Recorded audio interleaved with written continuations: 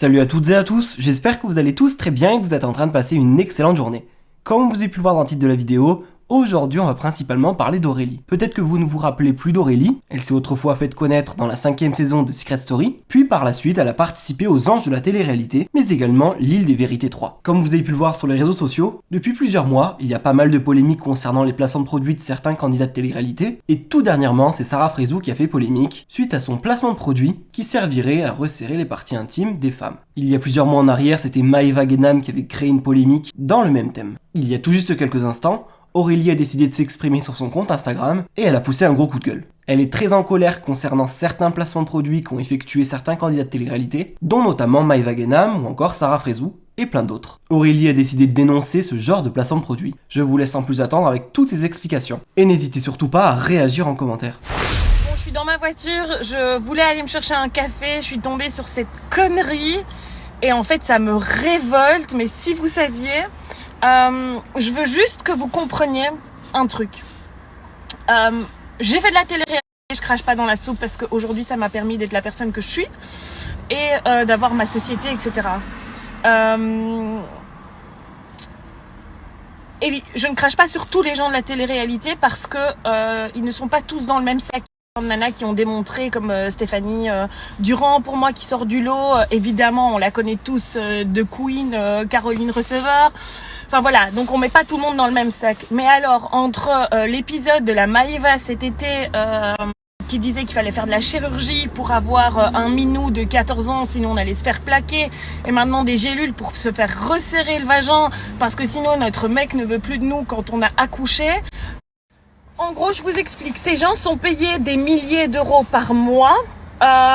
Ils acceptent un tarif et donc les agences leur disent ok, par exemple pour 35 000 euros, je t'assure de te payer 35 000 euros par mois. Tu es obligé de mettre toutes les collaborations en avant. Et donc du coup, ils ont que des produits de chiottes à mettre en avant et ils le font pour une chose, pour l'argent. Donc ils prennent les produits, ils testent pas, ils en ont rien à foutre et tous les jours tu as des placements de produits. Désolée. C'est plus vulgaire que d'habitude, mais c'est un vrai que d'habitude, mais c'est vraiment un sujet que je trouve ça lamentable parce que c'est tellement complexé, tellement de femmes, enfin je trouve ça dingue. Bref, toute la différence entre des nanas qui font des placements de produits comme ça pour le blé et des nanas qui dans la blogosphère, et là je fais big up à toutes mes copines françaises et belges qui se battent comme moi tous les jours pour avoir des collaborations de qualité, pour vous présenter des produits de qualité.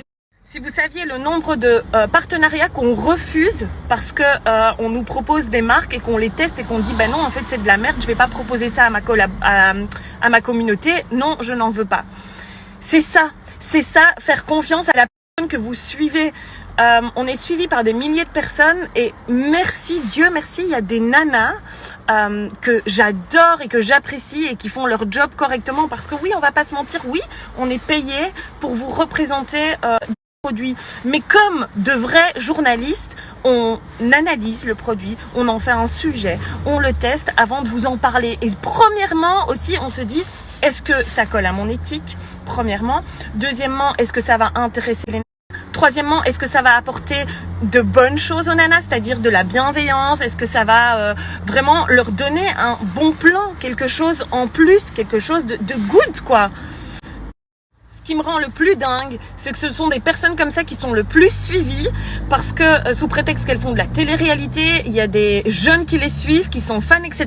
et que des nanas qui font leur vrai job, qui vous présentent un contenu dingue, qui se démènent pour faire des photos de ouf, pour vous présenter des produits dont vous avez peut-être besoin avec un bon plan, etc. Eh ben, elles sont moins suivies et ça, je trouve ça ouf. Franchement, les nanas, si vous avez un petit peu de respect pour vous-même, toutes des nanas que vous devez baquer de votre liste d'abonnés. Comment voulez-vous vous sentir bien ou que la jeunesse de demain se sente bien en écoutant des conneries pareilles? En tout cas, merci à cet humoriste qui a fait cette vidéo. Merci que je sois tombée dessus, j'adore et j'espère vraiment, vraiment, vraiment qu'en cette nouvelle semaine, on va se dire ok, il y a des nanas ici que je ne dois plus suivre parce qu'elles me font sentir mal.